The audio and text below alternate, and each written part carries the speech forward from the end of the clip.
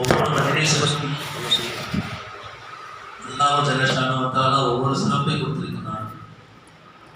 உதாரணமாக பாபா அவர்கள் தலைமையில் நடக்கக்கூடிய மஜ்லிஸுக்கு அல்ஹம்துலில்லாஹ் அலாதியான மதிப்பும் கண்ணியும்.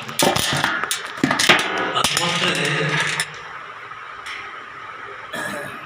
தராவிக்கு பிறகு நம்முடைய கண்ணியத்திற்குரிய ஹஃபீஸ் ஹசரத் அவர்களுடைய தலைமையிலே பயான் நடைபெறும். ஹசரத் அவர்களுடைய தலைமையிலே பயான் சொற்பொழிவு நடைபெறும். சாதாரண மக்கள் எல்லாம் அதை செவியேற்பார்கள். பாபா அவர்கள் சொற்பொழிவு நடத்துவார்கள். சாதாரண மக்கள் எல்லாம் செவியேற்பார்கள். ஆனால் இந்த மஜ்லிஸ்க்கு என்ன ஒரு சிறப்பு என்றால், சாதாரண நபர் பயான் செய்து கொண்டிருக்கிறார். கேட்கக்கூடிய அனைவருமே அதை சிறந்தவர்களாக இருக்கிறார்கள். அல்லாஹ் கபூல் செய்வானாக.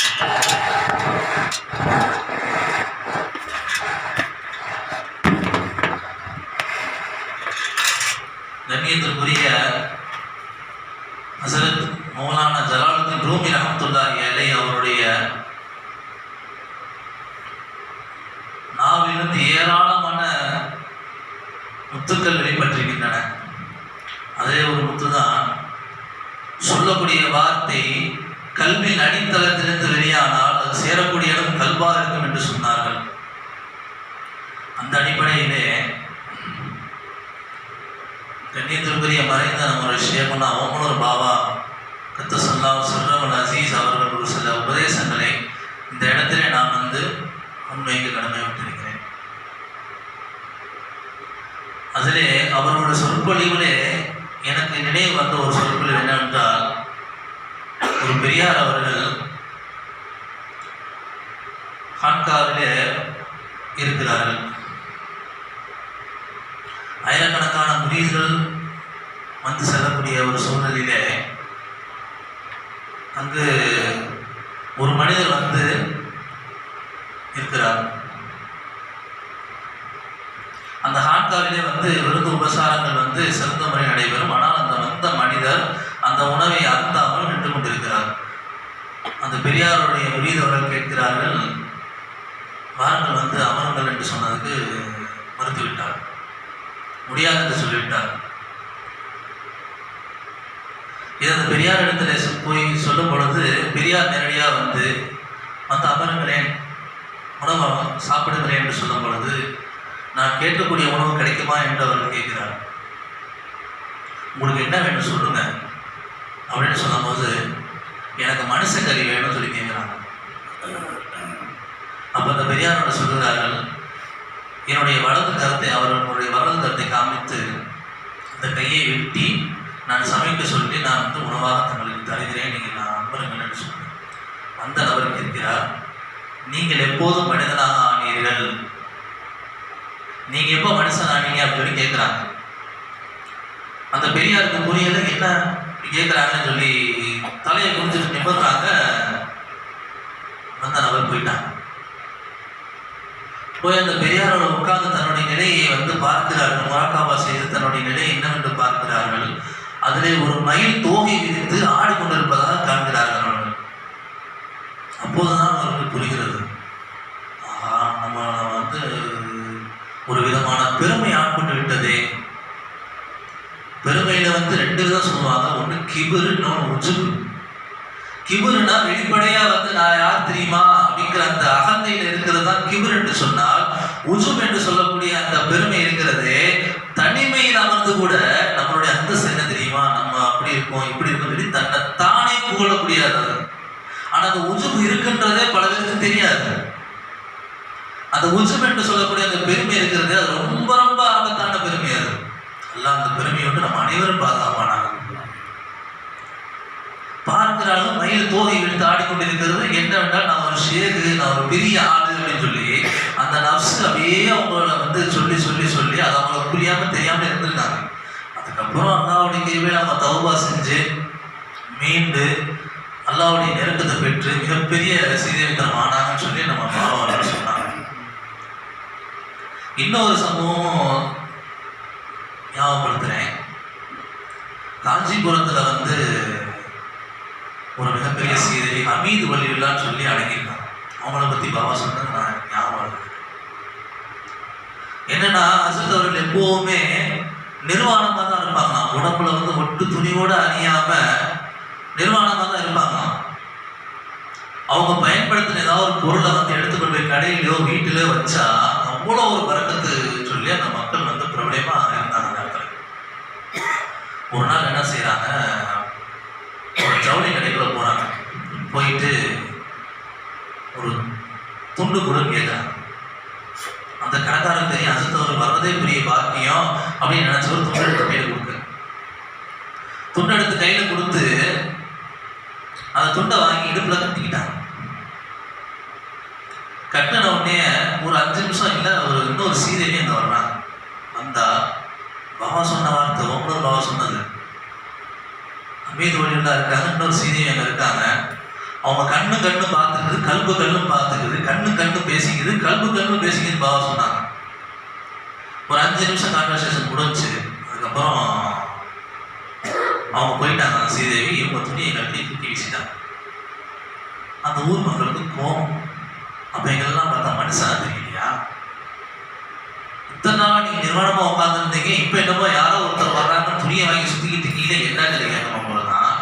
அந்த கேட்ட வாலிபரை கூப்பிட்டு இப்படி தன்னுடைய கையை தூக்கி இந்த இடத்துல வச்சு இந்த பாரு வழியாக பார்க்க சொன்னார்.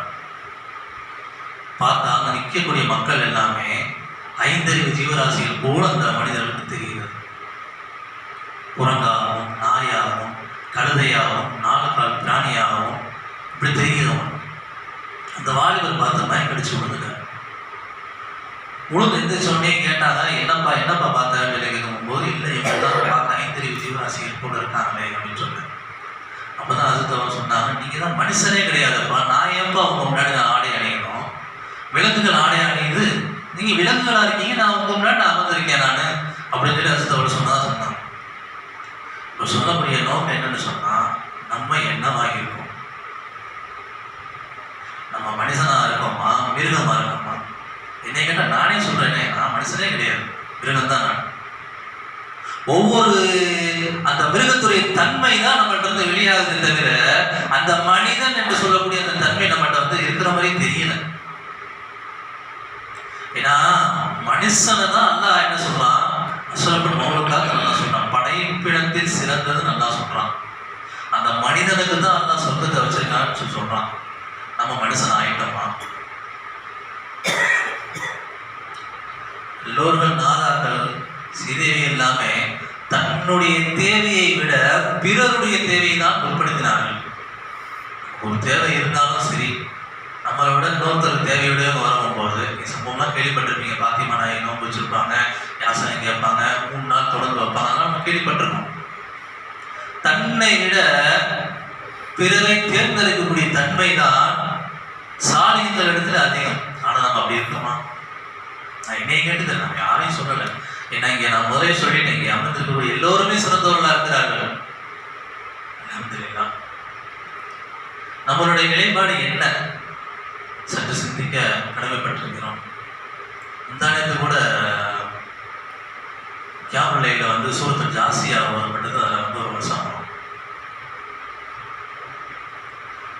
நல்ல மனிதர்கள் செய்து தன்னுடைய வாழ்க்கை முழுக்க அல்லாஹ்வுக்கு பயந்து வாழ்ந்தாங்களே, அவங்களும் பாவத்தினாலேயே தன்னுடைய வாழ்க்கையை கழிச்சாங்க அந்த பாவிகளும் 2 பேரும் சமம் என்று கருதி கொண்டார்களா? அவருடைய வாழ்வும் மரணமும் சமம் என்று அந்த வசனம் முந்தானத்து சூரத்துல் ஜாசியாவில் வரப்பட்டது. அப்ப நம்மளுடைய வாழ்க்கை நம்ம எப்படி கடத்தி கொண்டிருக்கிறோம்? நம்ம ஹயாத்தா இருக்கோமா மௌத்தா இருக்கோமா? ஹயாத்தனா என்ன? உடம்புல ரூபு ஓடுது, சாப்பிட்றோம், தூங்குறோம், அது ஹயாத்தா கிடையாது. உண்மையான ஹயாத் என்பது சாலிகான நல்ல அமல்களை கொண்டு நம்மளுடைய வாழ்க்கையை அலங்கரித்து வாழ்வதுதான் சொல்லி சொல்றாங்க. அப்படி சாலையான நல்லவர்களை கொண்டு தன்னுடைய வாழ்க்கையை அலங்கரித்து கொண்டு வாழக்கூடியவங்க வந்து அவங்க ஹயாத் கண்ணை விட்டு மறைஞ்சாலும் கூட அவங்க ஹயாத்தா தான் இருக்காங்க. பாவங்களிலே தங்களுடைய வாழ்க்கையை கழிக்கக்கூடிய அந்த பாவிகள் அவர்கள் ஹயாத்தாக இருந்தாலுமே மையத்துக்கு சமந்தான். குர்ஆனுடைய வசனத்தை சில உலமாக்கள் சொல்லி நான் கேட்டிருக்கேன். பாவியாக இருக்கக்கூடிய அடியான் அந்த பாவத்தின் காரணத்தினாலே அவன் கல்வி இறந்து விட்ட காரணத்தினால் அவன் வாழ்ந்தாலும் மையத்துக்கு சமம் தான் என்று சொல்லியிருக்கார்கள். நம்மளுடைய நிலை என்ன சற்று சிந்திக்க கடமைப்பட்டிருக்கிறோம். அதே சூரத்து ஜாசியாவிலே அங்கிட்டு இன்னும் 2-3 வசனம் தள்ளி ஒரு வசனம், அராய்ந்த மனிதக்களை லாவு ஹவா, தன்னுடைய மனோ இச்சையை ஆண்டவனாக ஆக்கி கொண்டார்களே அவர்களை நீங்கள் பார்த்திருக்கீங்களா? நபியை பார்த்தாம கேட்கலாம். மனோ இச்சையை ஆண்டவனாக ஆக்கி கொண்டார்களே அவர்கள் பார்த்திருக்கீங்களா? நல்லா கேட்கிறான். அப்ப நம்ம யார அல்லாஹ்வை வந்து ரப்பா ஏற்றுக்கிட்டோமா, இல்ல நம்மளுடைய மனோ இச்சையை நம்ம ரப்பா ஏற்றுக்கிட்டோமா? அல்லாஹ்வுடைய ரசூல் சொல்லுவாங்க, நீங்க வந்து 1/2 வயசு சாப்பிடுங்க, காவே தண்ணி குடிங்க, காவே காலியாகுங்க, கேட்க மாட்டோம். ஆனா அதே சுகர் வந்ததுக்கு அப்புறம் டாக்டர் சொல்லுவாங்க, நீங்க வந்து உணவை குறைச்சிக்கங்க, நீங்க வந்து இனிப்பு ஆகாரத்தை குறைச்சிக்கங்க அப்படின்னு சொல்லி டாக்டர் சொல்லுவாங்க. கேட்போம், ஏன்னா மருத்துவம் சொல்லிட்டாங்க. இன்னும் ஒரு சிலவங்க எப்படின்னு சொன்னா, டாக்டர் சொல்லுவாங்க உங்களுக்கு சர்க்கரை வியாதி இருக்கு, நீங்க வந்து சர்க்கரையை குறைச்சிக்கணும்னு சொல்லுவாங்க. அறிவு சொல்லும் சாப்பிடாதுன்னு, அறிவுள்ள டாக்டரும் சொல்லிட்டாரு சாப்பிடாதுன்னு. ஆனால் நம்ம நர்ஸ் என்ன செய்யும்? சாப்பிடணும், இனிப்பு வேணும். அப்போ நம்ம யாருக்கு கட்டுப்படுறோம்? அல்லாஹ்வுக்கு கட்டுப்படுறோமா, இல்லை நம்ம நர்ஸுக்கு கட்டுப்படுறோமா? சற்று சிந்திக்க கடமைப்பட்டிருக்கோம். இன்னொரு வசனம், வஅம்மா மன் காஃப மகாம ரப்பிஹி வநஹா நஃப்ஸ அனில் ஹவா ஃபஇன்ன ஜன்னத ஹியல் மஅவா. யார் அல்லாஹ்வுக்காக வேண்டி தன்னுடைய நஃப்ஸை கட்டுப்படுத்துகிறாரோ அவர் ஒதுங்கக்கூடிய இடம் சொர்க்கமாக இருக்கும் என்பதாக குர்ஆனுடைய வசனம். நஃப்ஸை கட்டுப்படுத்திட்டோமா? நஃப்ஸை கட்டுப்படுத்தி ஈருலக வெற்றி பெறக்கூடிய பாக்கியத்தை அல்லாஹ் அவர்களுக்கும் எனக்கு தந்தல் புரிவானாக. அல்லாஹ் நம்ம அனைவருக்கும் கபூல் செய்வானாக. அல்லாஹ் நம்ம ஏற்றுக்கொள்வானாக. வாஹிர் தஅவானா அல்ஹம்துலில்லாஹி ரப்பில் ஆலமீன். அஸ்ஸலாமு அலைக்கும் வரஹ்மத்துல்லாஹி வபரகாத்துஹு.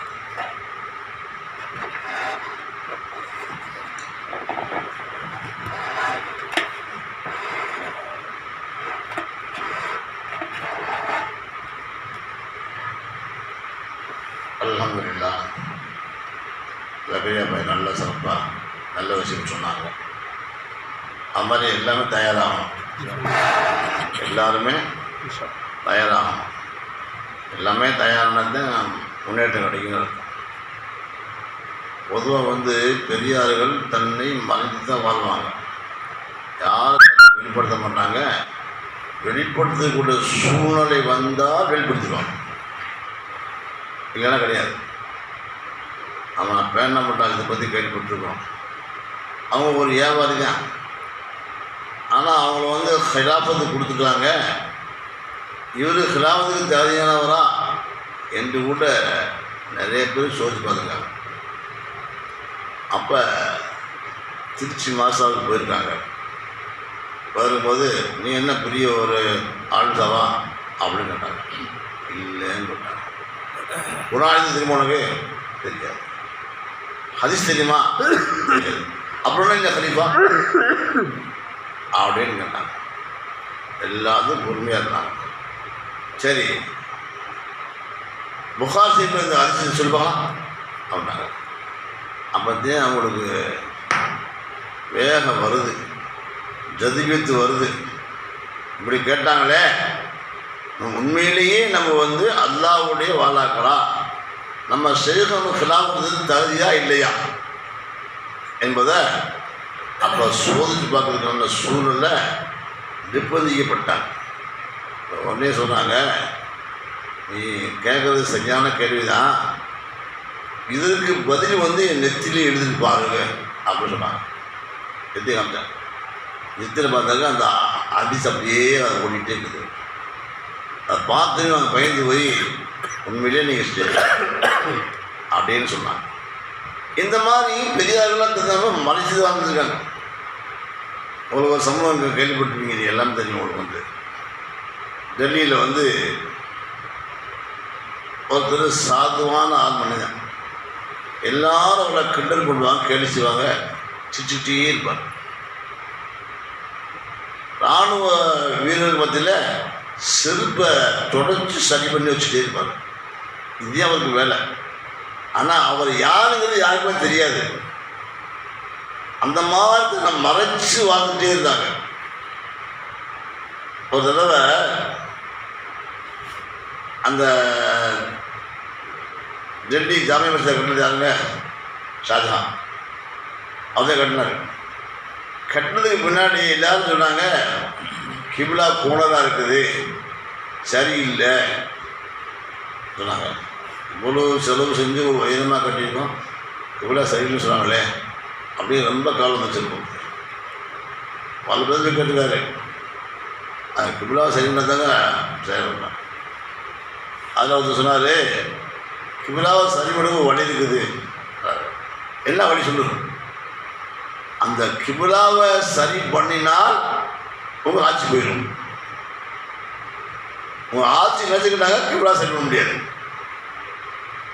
அப்படியே யோசிச்சு பார்த்தாரு.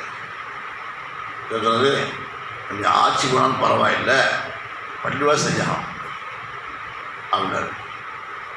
நல்லா யோசிச்சு பாருங்கள். ஷாஜஹான் சாதாரண ஆளுகள் இல்லை, பெரிய அல்லாவுடைய நெருக்கமான ஒரு மனிதன் தான் அவர். அதாவது மோலாய பேரரசர்கள்லாம் அல்லாஹ் பயந்து வாழ்ந்தவங்க தான். ஆனால் இன்றைக்கி மாற்றாளர் சித்தரித்தவங்க காதல் மன்னன்னு சொல்கிறாங்க அவங்கள, ஷாஜஹான். ஆனால் உண்மையிலே யார் அவங்க ஊரை விட எல்லாத்தையும் விட உயரமாக பட்டி வாசிக்கணும் அப்படின்ட்டு உயரப்பட்டாங்க. நிறைய படி வச்சு பயிர்வாங்க. அல்லாவுடைய விட எல்லாத்துக்கும் ஒரு சந்தோஷத்தை உயர்ந்துக்கணும் அவ்வளோ முடிஞ்சு போட்டான். அப்போ சொன்னார், இராணுவ வீரர்கள் மத்தியில் ஒருத்தர் செருப்பு துணைச்சி வித்துறது சரி பண்ணிக்கிட்டு உட்காந்துக்கார் ஒருத்தர், அவர்கிட்ட போய் நீங்கள் சொல்கிறீங்க, அவர் சரி பண்ணார். அப்படியா? என்னுடைய இராணுவ வீரர்கள் மத்தியில் ஒரு சாதாரண மனிதர் உட்காந்துக்காரா, அவர்கிட்ட சொல்லணுமா? யோசிச்சார். அப்படின்னா புரியாது யாருக்கா, நம்ம தெரியாமல் இருக்காங்களா அவன்கிட்ட விசாரிக்கிறாங்க.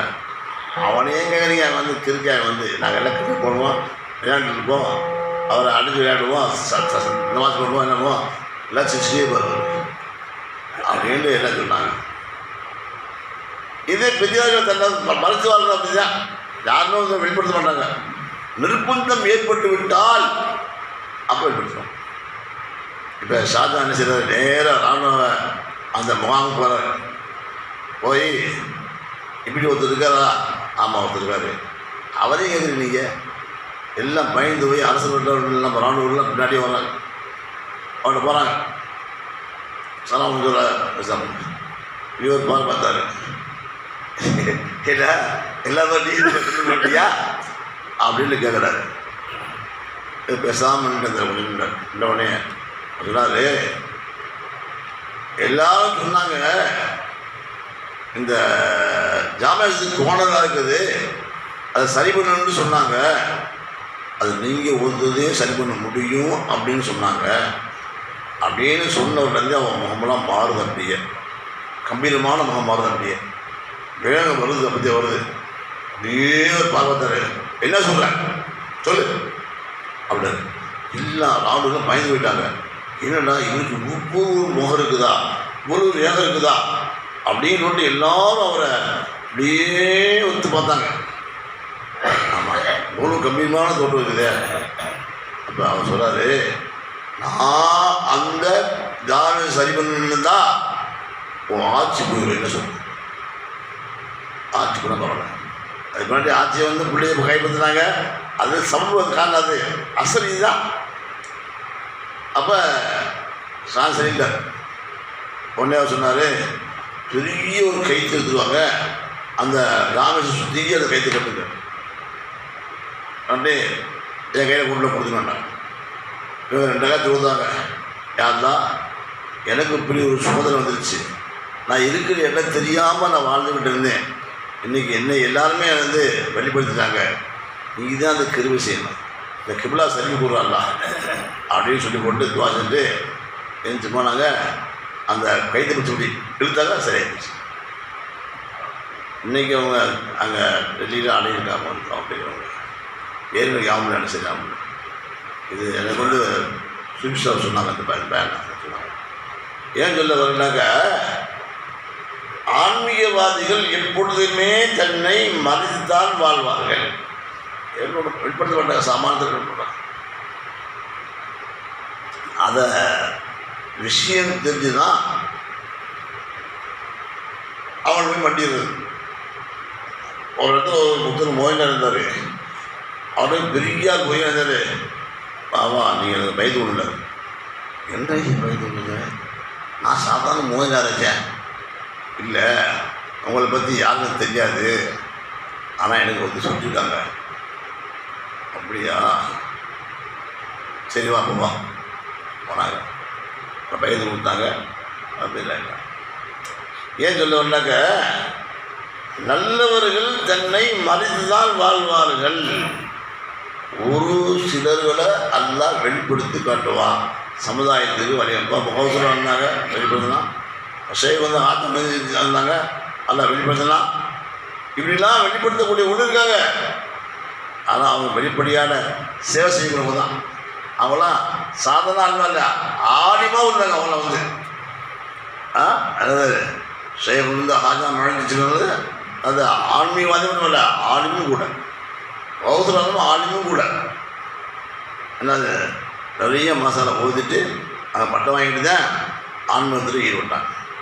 அந்த மாதிரி அந்த பெரியாரெலாம் வாழ்ந்தாங்க. நம்மளாம் என்ன ஆகுதுடா முன்னாடி ஒன்றுமே இல்லை. சரி, யாரையாவது நம்ம வந்து உண்மையிலேயே ஒரு அல்லாஹ்வாலாவா அப்படின்னு சோதிக்கிறதுக்காக வேண்டி ஏதாவது ஒரு நிர்பந்தம் ஏற்பட்டால் தான் அவன் மாறுவான். இல்லாட்டி இல்லை. உங்களுக்கு எல்லோரும் தெரியும். உங்களுக்கு வந்து யார் கபரியான பாஷாவுக்கு தெரியும். சொல்லி கேட்க சொல்லி கொண்டு எல்லாம் சொல்லி கொண்டு லத்தஷா அப்படி இல்லை. அரபுநாட்டுக்கு வந்தவங்க அப்படியே வந்தாங்க. அந்த மலைக்கு ரெண்டு அப்படியே தொழுதுட்டு இருந்தாங்க. மேலே வந்து ஒரு மலைக்கு மேலே ஒரு சாமியார் இருக்கிறார். அந்த சாமியார்ட்ட மக்கள் சராசரியாக போவாங்க. இதுக்காண்டி அவர்கிட்ட போய் நல்லாசு வாங்கிறதுக்காக வேண்டி அல்லது அவர்கிட்ட போய் போதி பார்க்க மந்திரிக்காண்டி போவாங்க. அவர் என்ன செய்வார்? என்ன செய்வார்?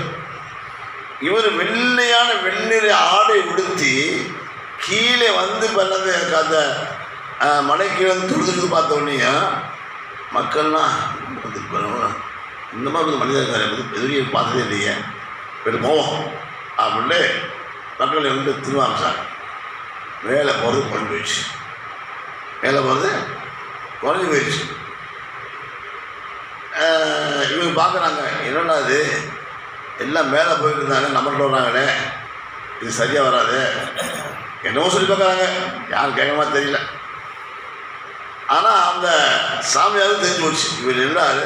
யாரும் தெரியலையே. ஆமாம், ஒருத்தர் கீழே வந்துருக்காங்களா, அவரும் போகிறாங்களா வந்து எட்டு பார்க்குறாரு. அது வெள்ளையான வெள்ளரை ஆடை உடுத்தி கீழே இறைவனை வணிக கொண்டு இருக்கிறார். பார்த்தாரு, தாள்னால்தாலும் நமக்கு வந்து இப்படி கிட்டவராகுது, ஓடி பண்ணிடுவோம் அப்படின்னாரு. வேலேருந்து ஒரு பெரிய பாறாங்கல், யாருமே அதை நட முடியாது. ஆனால் அவர் ஆன்மீகத்துடைய பணத்தை வச்சு ஆன்மீகத்தில் வந்து முன்னேறது வந்து நல்லவங்களையும் முன்னேறலாம், கெட்டவங்களும் முன்னேறலாம். அது ஆனால் ஐம்பொலனையும் தனக்குள்ள அடக்கி அதை சேர்த்து போகிறதே ஆன்மீகம். ஆனால் பசித்திருந்து விழித்திருந்து தனித்திருந்து ஜபம் இருந்து கிடைக்கக்கூடிய பாக்கியம் அதுதான். ஹலீல் அஹ்மத் அம்பேத்கர் ரஹ்மத்துல்லாஹி அவங்க பயாட்சி ஆரம்பிச்சாங்கனாக்க ஒரு 10 பேராக சமாளிப்பாங்களாம். அவ்வளோ பெரிய அல்லாஹ் வந்து ஈடுபடுத்த போயிடுச்சாங்க. ஆனால் அவங்க இந்த பெரியார்கள் எப்படின்னாக்கா என்னன்னாக்கா பக்கத்தில் ஒருத்தர் இல்லது சுருக்கிறதுக்கு ஒருத்தர் வச்சுருப்பாங்க அவங்க பெரியார்லாம். ஏன்னா அவங்க பேசுகிறத எழுதி அப்புறமே அது வெளியே இருக்க வேண்டி பின்னாடி அந்த மாதிரி அவங்க சரியாக போயிட்டு அவங்க பேசியிருக்காங்களா. அப்போ அவங்களுக்கு பேச்சு ஓடலையா, பேச்சு ஓடலை, திக்கி திக்கி வருது. உடனே இந்த சுருக்கிறதுல ஒரு என்ன அதோடைய ஷேக்கு வந்து பேச்சு திறமாகுது. அவனை எந்திரிச்சு போய் அந்த கூட்டத்தை அப்படியே ஒரு பார்வைட்டார். அதான் ஒரு சாமியாரை உட்காந்துருக்கேன். அதனால் 5 முறை தங்களை அழகி வேறு பேசக்கூடாது, இது பேச நிச்சயமாக வைக்கிறாங்க அப்படின்ட்டு அவன் அவன் இப்படியே உட்காந்துருக்கான். இதை பார்த்துட்டு வந்தவனையும் துணிச்சுட்டு எழுதி ஒரு சாமியார் இந்த மாதிரி உட்காந்துருக்காரு, அவங்களுக்கு பேச்சு ஓடலை அப்படின்னு எழுதிட்டார். இந்த சீட்டை பார்த்துட்டு ஒரு 5 நிமிஷம் அப்படியே பேசும்போது பாடுபட்டு போய் ஒன்றா இல்லையா அப்படின்னு சொல்லி போயிட்டான். பயம் வந்துருச்சு. ஏன் இவனுடைய வச்சுலாத்தவனை அப்படியே வெளியே தண்ணி தோணான். காரணம் என்ன அப்படின்னாக்க அவனும் என்ன இருக்கான், 50 அடிக்கிருக்கான், இவங்களும் அடிக்கிருக்காங்க. ஆனால் இவங்க ஈமானோடு இருக்கிறனால அவனால் ஒன்றும் செய்ய முடியாது. சொல்லி போயிட்டான். அப்புறம் தான் நல்ல பேச்சு வச்சு நிறைய பேர் இஸ்லாம் பண்ணாங்க. அந்த மாதிரி பேச்சாக்கள் உள்ளவங்க ஹலீல் அஹ்மத் அம்பேத்கர்னு சொல்லுவாங்க. அந்த மாதிரி என்னது தன்னுடைய நிலையை வெளிப்படுத்துவதுக்கு ஒரு காரணம் செய்வாங்க, செய்ய மாட்டாங்க. அது ரத்த பாதுகாங்க கொடுத்துருவாங்க. நிறைய பாலம் விட்டு விட்டான். இது இவங்களுக்கு தெரிஞ்சு வச்சு உடனே என்ன செஞ்சாங்க, பாலங்கள் நம்ம பார்த்து வந்து தொழுதும் போதே அல்ல அவங்களுக்கு மனசு போனால் பாலங்கள் பார்த்து வருது இப்படி கை நீட்டாங்க, அப்படியே கை நீட்டாங்க. அது அப்படியே அந்தரத்தை அப்படியே நின்றுச்சு. அப்படி அந்த பாலங்கள் இன்றைக்கும் பார்க்கலாம். அந்த அந்தரகம் நிற்கிறது பார்க்கலாம். அந்த பாலங்கள் திருச்சியில் மலைக்கோட்டையில் அந்த கல் பெரிய பாறாங்கல். இதை விட முடியுமா அப்படின்னு பார்த்தா விட முடியாது. அந்த மாதிரி ஒரு கல்ல இன்னைக்கு நம்ம போய் பார்க்கலாங்க. அந்த பார்க்கலாம் இப்போ கை நின்றாங்க. அது அப்படியே இண்டு வச்சு அசைக்க முடியல, கீழே இறக்க முடியல, ஒழிஞ்ச முடியல போயிடுச்சு. அவன் பார்த்தான், என்ன விட்டா பொய்யால போகணும், போய் பார்த்துக்குவோம். அவனை கீழே வந்தான். அந்த கீழே பெரியாலோ நான் ஒன்று சாதனா இருப்பா, எது உனக்கு எல்லாம் தெரியும் உனக்கு. அவன் இல்லை. சரி நான் சொல்ல செய்வேண்டியே சொல்லி இன்னொன்று சொல்லு பண்ணி வந்துக்கு எனக்கு ஒன்று தெரியாதுப்பான்ட்டான். அப்பா சொன்னா தண்ணியை உன்னால் மாற ஆட்டுக்கு உனக்கு அப்படின்னு கேட்டான். இதை கொஞ்ச நேரம் பேசாமல் இருந்தாங்க. நீ உண்மையிலேயே தண்ணியில் குதிச்சுட்டா தண்ணியோட கரைஞ்சிட்டாங்க, நீ உண்மையான பெரிய ஆள் தண்ணி அப்படின்னு சொன்ன உடனே இப்போத்தே உங்களுக்கு வேகம் வருது. இஸ்லாத்தை பாதுகாக்கணும்ல. உடனே சொன்னாங்க, நீயே யோசிச்சு சொன்னாங்க. சரிப்பா செய்யலாம், ஆனால் ஒரு சத்து நிபந்தனை. என்ன சொல்லுங்க, ஒரு மத்திய சுரத்தை வச்சுக்கிறோம். நீ தண்ணிக்குள்ளே போய் நீ அந்த தண்ணியில் மாறும்போது அந்த தண்ணியை ஒரு பூஜாவில் எடுத்துக்கணும். நான் தண்ணிக்குள்ளே போய் இதாகும்போது அதை பூஜா எடுத்துக்கணும். இப்போ உங்களுக்கு தெரியுமா தண்ணியில் மாற தெரியுமா? ஆனால் அவங்களுக்கு இதுவரை எந்த வெளிப்பட்டதே இல்லை, இதுவரை எதுவுமே செஞ்சதில்லை. இருந்தாலும் ஒரு நிர்பந்தமான ஒரு சூழ்நிலை ஆகிப்போச்சு. அதனால் என்ன சொன்னாங்க, சரி பெரியார்கள் தன்னை அறியாமல் ஒரு வார்த்தையை சொல்லிட்டாக்க அல்லாஹ் அதை நிரூபிச்சு காட்டணும். அதே உண்மை. அந்த அடிப்படையில் நத்தர் பாஷா சொன்னாங்க, சரி வா பார்த்து. சரிண்ணா அவன் என்ன முதல்ல நீ போய் நான் போனேன், நீ போக மாட்டேன். தண்ணிக்குள்ளே போயிட்டான். தண்ணிக்குள்ளே போய் அப்படியே உள்ளே கரைஞ்சிட்டான். மத்திய சில ஒரு பூஜாவில் தண்ணி எடுத்துட்டான். ரெண்டாவது இவன் மேலே உடனே பிரபுக்கு போகிறாங்க. இவங்களும் தண்ணியோடு தண்ணி கலந்துட்டாங்க. எல்லாம் இது எனக்கு ஒரு சோதனை, இஸ்லாத்துக்கும் அதாவது பார்த்துருக்குண்டான ஒரு சோதனையாக இருக்குது, இதில் எனக்கு வெற்றி கொடுக்குறாங்களா அப்படின்னு சொல்லிட்டு அல்லாஹ் மேலே பார்த்து போட்டதே போனாங்க. ஆனால் இவருக்கு என்ன செய்யுது, எனக்கு இந்த ஆற்றல் இருக்குதா என்பது அவளுக்கே தெரியாது. என்ன அல்லாஹ் வளர்க்க தன்னை மறைச்சு வாழ முடியும். உடனே அல்லாஹ் செஞ்சான், நீ உள்ளே போ. அல்ல உள்ளத்தில் போட்டான் தண்ணியை வாங்கிட்டாங்க. அப்படியும் தண்ணி எடுத்துட்டான் பூஜாவை. 2 தண்ணியை எடுத்து வச்சவங்க முன்னாடி மத்திய 2 தண்ணி மோந்து வைக்கிறாரு. இந்த பெரியார் போன அந்த தண்ணி அப்படியே நறுமண கஸ்து வாசல் அப்படியே இருக்குது. அதே மாதிரி நாத்தல் அப்படியே நாத்தல் உடலை கொடுக்குது. அப்படியே பாருங்க கேட்குறான், தண்ணி மட்டும் இப்படி இருக்குது எப்படின்னாக்க. அப்போ அதே சொல்கிறாங்களா, நீ பார்த்தினான முறையில் நீ கவனித்த அல்லாவை மறந்து செஞ்ச நீ, அதனால் எல்லாமே ஹலால் இல்லை, எதுவுமே இல்லை, போயிடுச்சு. நான் அல்லாஹ் சொல்ல பிரியப்பட்டிருக்கிறேன். அவங்களுடைய சொல்லுபகாரம் எனக்குன்னு ஒரு தனித்தன்மை கிடையாது. அல்லாஹ் என்ன சொல்லணும்னா அதை நான் செய்வேன். அதே செஞ்சு அல்லாஹ் கொடுத்துருக்கேன். அப்போ தான் உணர்றான், ஆஹா இது என்னமோ சக்தி இருக்குது அப்படின்ட்டு அது முன்னாடி உட்காந்து அவன்கிட்ட வந்து எனக்கு களிமா சொல்லி கொடுங்க அப்படின்னு களிமா சொல்லி கொடுத்து அவன் இஸ்லாம் வைக்க பக்கத்துக்கு வச்சு அவனையும் ஒரு பெரிய ஆளாக ஆக்கிட்டாங்க. அவனையும் அந்த இடத்துல அடைக்காங்க. இப்போ சொல்ற நோக்கம் என்னன்னாக்க, பெரியார்கள் தன்னை மறைத்துதான் வாழ்வார்கள். ஆணையோடு கேட்டாங்க, நீ என்ன பெரிய விஷயம் அவர் கேட்டாங்க. இல்லைப்பா நான் சாதாரணப்பா அப்படின்னாங்க. உடனே கராமத்துக்கு விட்ட இல்லைப்பா எதுவுமே இல்லை எல்லாம் சொல்லிட்டு இருந்தாங்க. கடைசியில் இவங்க சொன்னாங்க, ஏங்க நீங்கள் எல்லாம் சொல்லிட்டீங்க, நான் ஒன்று சொல்லட்டுமா சொல்லுங்க. இத்தனை வயசில் 80 வயசு பிள்ளையாச்சு, நான் கண்ணாடி போட்டுருக்கேனா? இல்லை. இது கிராமத்து இல்லையா? சரி. இத்தனை வயசில் வந்து நான் நின்று சொல்கிறேனே, இது கிராமத்து இல்லையா? இத்தனை வயசில் வந்து என்னுடைய முடிவுலாம் தபால் எழுதுறேனே, உட்காந்து எழுதி உட்காந்துக்கிறேனே, ஒரு நாளைக்கு 10 தபால் எழுதி போய் போடுறேனே, இது கிராமத்து இல்லையா? மத்திய அந்த மாதிரி சொல்லலாம் கிராமத்தான். அப்பயே நீ வந்து என்னை பற்றி இப்படி பேசிட்டு இருக்க, வெளியே பேசிட்டு வரேன். இப்படி தான் அவங்க வேலை வச்சு அவங்களுக்கு. ஆனால் அவங்கள்ட்ட கூடிய விஷயம் அவங்களுக்கே தெரியாது. இப்படியா நம்ம செயல்பட்டு சோர்சரி வந்து தூண்டினதுனால தான் ஒருத்தர் கூட என்ன செஞ்சார்னா, புதுக்கோட்டைக்காரர் ஒருத்தர் இப்போ துவாசிச்சார், யார்தான் எனக்கு நல்ல சேவை காட்டி கொடுக்கும். அவர் என்ன செஞ்சாருன்னா நேராக ஏர்வாடிக்கு போயிட்டார். ஏர்வாடி போய், பாவா எனக்கு வந்து நல்ல ஒரு செய்யை காட்டி கொடுத்தா நான் போகிறேன், இல்லைன்னு போக மாட்டேன். உட்காந்துறாரு அங்கேயே தலை மாட்டே உட்காந்து யாசகம் துவாசி ஜெயிக்கிறாரு. ஒரு நாள் அவருக்கு வந்து கனவு சொல்லப்படுச்சு, நீங்கள் பாவாண்ட போய் பைக் வாங்கிக்கிங்க. உடனே பிறகு வந்துட்டார் புதுக்கோட்டை. புதுக்கோட்டை வந்தோடனே பாவாண்ட யார் சந்தேகம் வந்துருச்சு.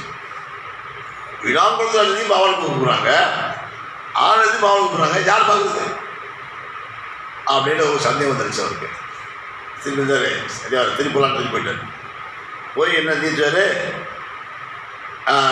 இப்ராஹிம் பாஷாட்ட வந்து சொல்கிறாரு, நீங்கள் எனக்கு ஒரு துண்டு துணியில் யார்கிட்ட நான் பையத்து வாங்கணும் அப்படிங்கிறத நீ எழுதி என் தலைமாட்டில் வச்சாத்தான் நான் போவேன்.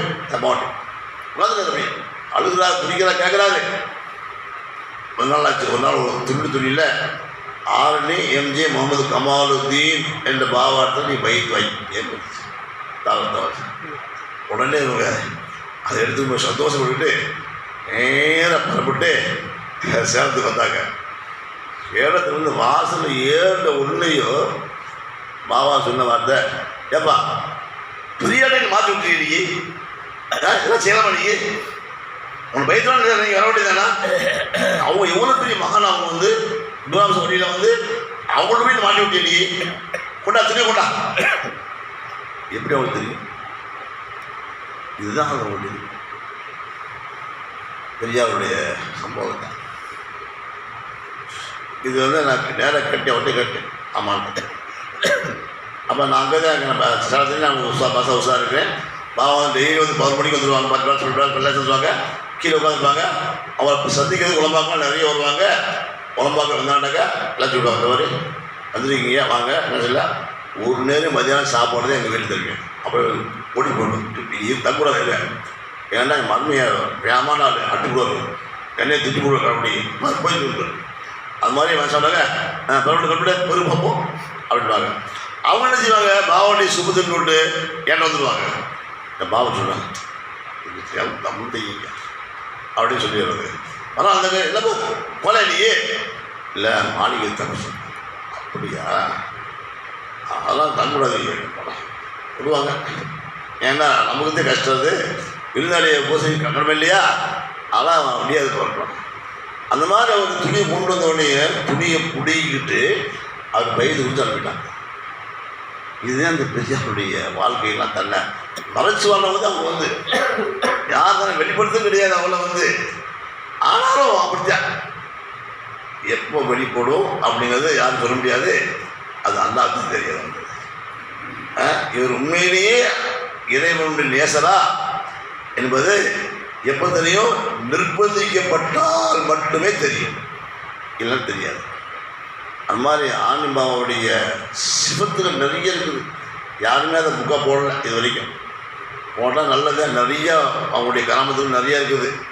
ஆனாலும் அவசியம் இல்லை, கேட்டால் ஒன்றுமே இல்லைப்பா, கிராமத்தையே தெரியாது எனக்கு ஒன்று இல்லைப்பா அப்படித்தான் சொல்லுவாங்க. ஆனால் சாந்தமான குணத்திலேயே எல்லா மக்களையும் வழி நடத்தி சென்றார்கள். 2000 பேருக்கு மேலே அவங்கள்ட்ட பைக் வாங்கினாங்க. அப்போ அந்த நேரத்தில் ஆன்மீகமே இல்லாத ஒரு காலத்தில் ஆணி பாபாத ஆன்மீகத்தை உண்டாக்கிட்டாங்க. அந்த அவங்களுடைய இஸ்திவா நடத்தக்கூடிய பாக்கியத்தை அல்லா எனக்கு கொடுத்தான். என்னது பாபாவுடைய மாமியாட்டு வந்தார், ஜெத்து 2 நாள் இஸ்திவா நடத்தணும், அதுக்கு கேச்சால கூப்பிடுங்க, அதுவும் நம்முடைய தனிக்க உள்ள கூப்பிடுறதுக்கு கூடணும், வேற கூப்பிடாது. அவர் ஹஜத்தை கொடுத்துருவேன், நான் நீங்களே தலை கொடுத்துருங்க, நீங்களே வேலை சொல்லுங்க அப்படின்றாரு. எல்லாம் என்ன சொல்றீங்க இல்லையா, பேசாமல் இருக்காரு, சால்வை எடுத்து நல்ல பெரிய மகானவர் மாதிரி இருக்காரு. அதான் தெரியாது, நீங்கள் செய்யணும். இன்னொன்னா விமர்சனம் பச்சேன் சரி யோசிச்சது அல்ல, யோசிக்காதீங்க எடுத்து நீங்கள் செய்யுங்க. சரி சரி தலையிட்டது எல்லா முடிவுகளும் தபால் போட்டேன், அந்த போட்டேன் வாங்க வச்சு எழுதி போட்டேன் தபால், எல்லா முடிவுகளுக்கும் அட்ரஸ் கொடுத்துருக்காங்க. பேச்சாளர் தேர்ந்தெடுத்துக்கிறாங்க. அதில் நான் அப்போ மீராஜ் நகுல் பாஷாவில் மீராஜ் அவரை கூப்பிட்டுருந்தேன். அப்புறம் சமயவரா அப்துல்லா பை அவரை கூப்பிட்டுருந்தேன். அப்புறம் உண்மைப்பட்ட அப்துரை மதித்து இல்லை மாவட்ட சலீஃபாக்கள் அவெல்லாம் அதான் அவன் தான் மீராஜை போட்டு 8 வருஷம் கூப்பிட்டு. சரதுல பாக்கியத்தில் அவரும் பாவாடி முடிவு தான் அவர் கூப்பிட்டுருந்தேன். அப்புறம் திருச்சியில் தென்னூரில் பார்த்து அழைத்து அவரும் கூப்பிட்டுருந்தேன், அவரும் பாவாட சலீஃபா தான் கூப்பிட்டுருந்தேன். இப்படியே ஒரு 10 பேர்த்தை தேர்ந்தெடுத்து 10 பேர்த்துக்கு தலைப்பு கொடுத்து, நானாக ஒரு தலைப்பை பாபாவுடைய கிதாபில் தேடி பிடிச்சி தலைப்பு கொடுத்து பேச சொன்னாங்க. நான் தான் முன்னு நடந்து கொடுத்து பாக்கியம் வச்சு, அந்த பாக்கியத்துடைய பழக்கத்து தான் என்னைய பாபாஜி எல்லாத்தையும் முன்னெடுத்துனாங்க. அவங்க நடந்து இஸ்லா புறத்தையும் என்னையும் தள்ளி தக்கலாம். ஏன் சொல்ல வரேன்னு சொன்னால், ஆணி பாபா தன்னை மறைத்து வாழ்ந்தார்கள்.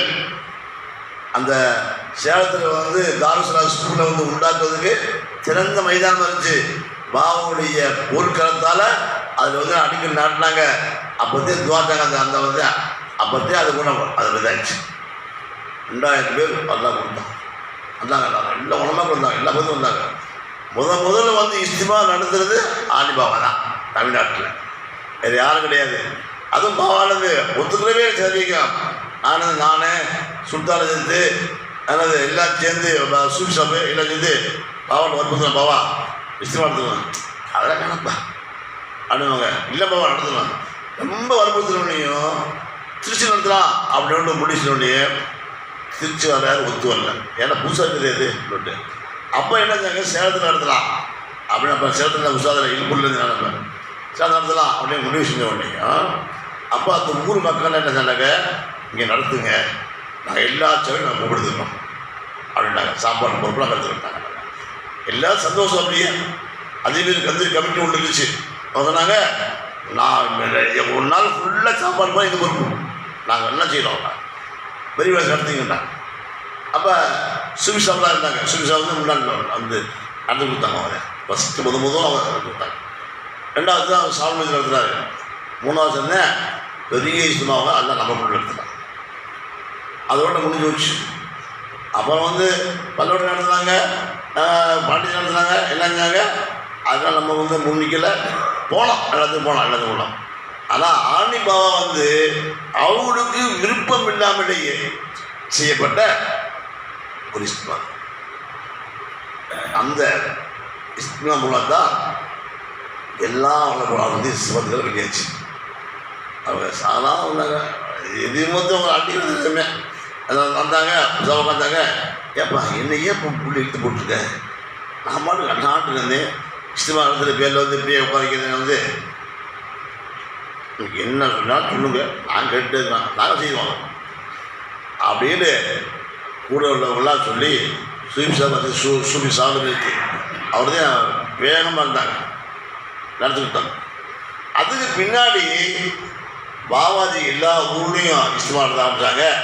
இதை பார்த்து தான் சுல்சல் நடத்துனாங்க, கபீரத்து நடத்துனாங்க, எல்லாம் நடத்துனாங்க. வேலை பார்த்துட்டாங்க. அதுக்கெல்லாம் ஒரு 10-15 நம்ம உள்ள நடத்துகிறோம். தாராபுரத்தில் நடத்தினோம், திண்டுக்கல்லில் நடத்தினோம், சேலத்தில் நடத்தினோம். பல இடங்களில் வந்து என்னையை வந்து பாபாஜி முன் நிறுத்தி அதை பார்க்கணும். அது வேற விஷயம். எல்லாம் சொல்ல ஒரு நோக்கம் என்னடாக்க, பெரியார்கள் தன்னை மறைத்துத்தான் வாழ்வார்கள். எப்போதுமே சாதாரண வெளிப்படுத்த மாட்டாங்க. நம்ம தான் அந்த சூழ்நிலையை அறிந்து முகரமுக்குரிய அறிவிட்டு நம்மதே போகும்.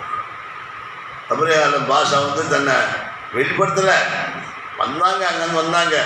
ஆனால் அந்த சாமியார் இவங்களை வெளிப்படுத்தினாங்க. சாமியார் இவங்களை வெளிப்படுத்தினாங்க, ரெடி ஆகிட்டாங்க. அது மாதிரி ஆன்மாவை வந்து இங்கேருந்துக்கிறாங்க, பெரியார் போய் காட்டி கொடுத்தாங்க, ஆகிட்டாங்க. இந்த மாதிரி நிறைய சம்பவங்கள் பெரியாரை பற்றி இருக்குது. அவங்கெல்லாம் தன்னுடைய வாழ்க்கையில் வந்து எதுவுமே வெளிப்படுத்தணும் நோக்கமெல்லாம் இல்லை. ஆனால் அவனை இமாம் ஜமாத்தோடு தொழுவதும் அவனது சரீரத்தை கட்டி காப்பதும் தான் அவனோட ப்ளஸ் பாயிண்ட். இதான் தனிக்கவுடைய சிச்சாவுடைய பெரியாருடைய நம்பிக்கை என்னன்னாக்க, எந்த காரணத்தை முன்னிட்டும் பைதுக்கு சொல்லுவாங்க, இமாம் ஜமாத்தை விடக்கூடாது. பக்கத்தில் ஒரு வீடாக இருந்தால் விட பள்ளியாசத்துக்கு போகும். பள்ளியாசத்துக்கு நிறையா சொல்லுவாங்க, இங்கே சொல்லப்பா பள்ளியாசு வேலைப்பா அப்படி சொல்லிட்டு இருப்பாங்க. பள்ளியாசு எந்த பள்ளியும் அவங்க வீடு இருக்கும் ஆமாட்டாங்க, அங்கே சொல்லிடுவாங்க.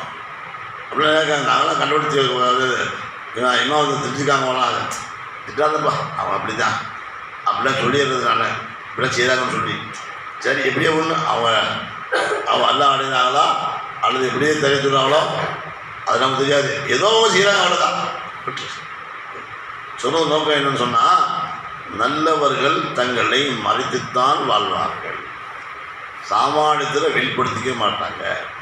நம்ம தான் சொன்ன அல்லாண்ட கேட்டிருக்கணும், அதான் நல்லவர்களை காட்டி கொடுக்குறா அல்லா அப்படின்ட்டு கேட்டால் அல்லா காட்டி கொடுப்பான், அவன் முன்னேறிக்கலாம். அல்லா கேட்கலாமா? யாரெல்லாம் நல்லவளை காட்டி கொடுவாங்களா, நல்லவளை சுமதி நசிப்பாக்கலாம்ல அப்படின்னு நம்ம கேட்போம். அல்லா கொடுப்பான். அவன் ஒரு சாதாரண அல்லாவை பார்வையும் தெரியலாம், அதனால் அவன் பெரிய மனிதர்களான். அல்லா நம்மளை கபிழ்ச்சி வாழாங்க, அல்லா நம்மளை ஏற்றுக்கொள்வானாங்க. வாங்க சொல்ல டைம் ஆயிடுச்சு. அல்லா வாங்க சொல்லிடுவோம். வந்துடுவாங்க. சுவாமி سبحانك اللهم وبحمدك أشهد أن لا إله إلا أنت أستغفرك وأتوب إليك.